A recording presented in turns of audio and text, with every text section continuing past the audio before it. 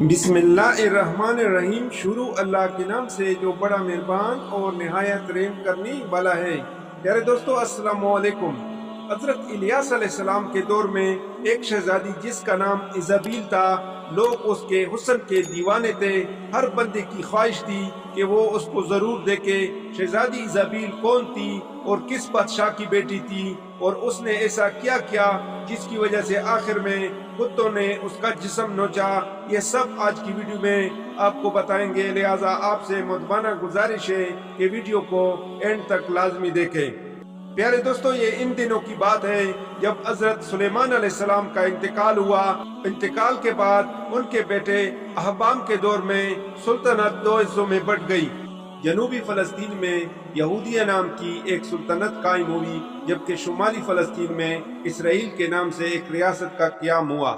इन दिनों मौजूदा लबनान की शहजादी इज़ाबील की खूबसूरती के चर्चे चारों तरफ आम थे।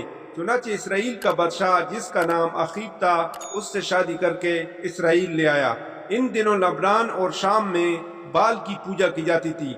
बाल फनीकी अक़वाम का एक कदीम देवता था। अखीब अव्वल दर्जे का जन मुरीद साबित हुआ और अपनी मलका इज़ाबील के कहने में आकर बाल की पूजा शुरू कर दी।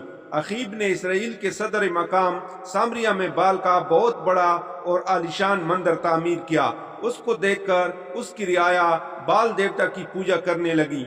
इस तरह सामरिया शहर का नाम बाल बग यानी बाल का शहर पड़ गया।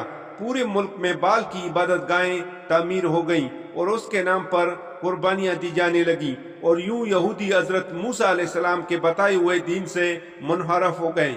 ऐसे वक्त में भी चंद अल्लाह वाले लोग थे जो लोगों को बुरे कामों से रोकते और अल्लाह ताला की तरफ बुलाते। उन्हीं हजरात में एक नेक बुजुर्ग योमिया भी थे। बाल की पूजा के एक खास दिन मलका इज़ाबील और बादशाह अखीब बाल के मंदिर में मौजूद थे और पूजा जोर शोर से जारी थी। तब योमिया अखीब के पास आए, उसे समझाने की कोशिश की कि बुत परस्ती छोड़कर अपने दीनी हक की तरफ लौट आए। अखीब तो इस बात पर खामोश रहा, मगर मलका इज़ाबील पूजा में खलल डालने पर भड़क उठी और अपने सिपाही का नेज़ा लेकर हजरत योमिया के सीने में गोम दिया। आप एक दिलखराश आह के साथ जमीन पर गिर गए, मगर आपकी नजरें बदस्तूर इज़ाबील पर जमी रहीं। आपने मरने से पहले इज़ाबील से कहा कि तूने मुझे अगुई की पैदाइश में मार डाला है, अब तू इंतजार कर जब तू इसी तरह मारी जाएगी और जंगली कुत्ते तेरा गोश्त नोच नोच कर खाएंगे। उसके बाद जन मुरीद अखीब और इज़ाबील वहां से चले गए।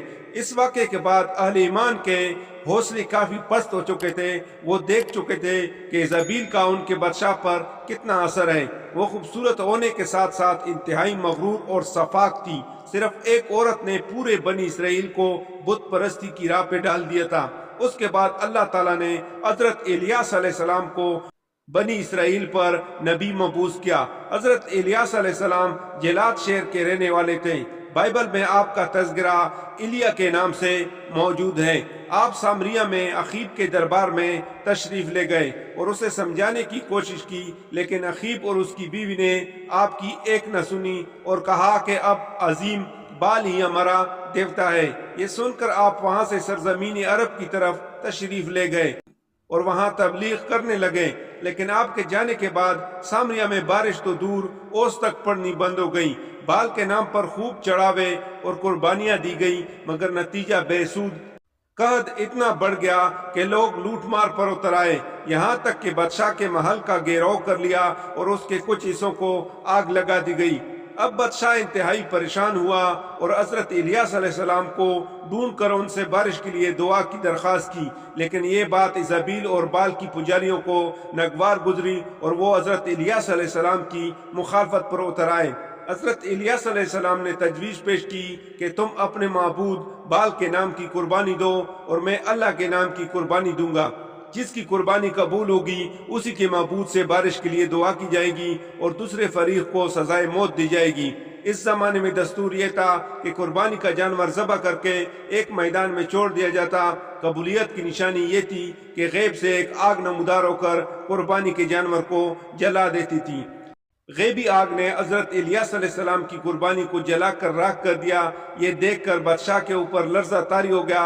اس نے حضرت الیاس علیہ السلام سے معافی مانگی اور پجاریوں کے قتل کا حکم دے دیا۔ یہ دیکھ کر حضرت الیاس علیہ السلام نے اللہ کے حضور بارش کی دعا کی، دعا قبول ہوئی، خوب بارش برسی اور خوشحالی لوٹ آئی۔ اخیب محل لوٹا تو ایزابیل نے اسے دوبارہ گمراہ کر دیا اور دونوں حضرت الیاس علیہ السلام کی جان کے دشمن بن گئے، اور یہ ملک دوبارہ بت پرستی، شراب نوشی، زنا اور دیگر برائیوں کا مرکز بن گیا۔ اس کے ساتھ ساتھ یہودیہ میں بھی بت پرستی عام ہو گئی، جس کی وجہ ایزابیل کی بیٹی تھی، جس کی شادی یہودیہ کے بادشاہ یہورام سے ہوئی تھی۔ یوں یہورام اور اس کے ساتھ پورا فلسطین بال پرست بن گیا۔ حضرت الیاس علیہ السلام نے انہیں سمجھانے کی آخری کوشش کی، لیکن یہورام اور اخیب دونوں نے آپ کی بات حقارت سے ٹکرا دی۔ اب عذاب کی باری تھی۔ اسرائیل اور یہودیہ کی سرحد پر کچھ وحشی قبائل آباد تھے جو کبھی کبھی سرحدوں پر لوٹ مار کیا کرتے۔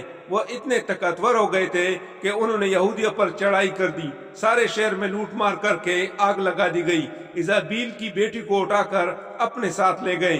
یہودیہ کے بادشاہ یہورام نے چھپتے چھپاتے ایک غار میں پناہ لی، جہاں اسے ایسی بیماری لاحق ہو گئی کہ اس کی آنتیں اس کے جسم سے باہر نکل آئیں۔ پھر انہی وحشی قبائل نے اسرائیل کا رخ کیا اور سارے شہر کو تخت و تاراج کر دیا۔ اخیب اور اس کے بیٹے کو قتل کر دیا گیا، جبکہ ملکہ ایزابیل، جسے اپنی طاقت کا غرور تھا، جب وہ مری تو اس کے جسم میں ایک نیزہ پیوست تھا۔ پھر لوگوں نے اپنی آنکھوں سے یہ منظر دیکھا کہ بہت سارے جنگلی کتے اس کی لاش نوچ نوچ کر کھا رہے تھے۔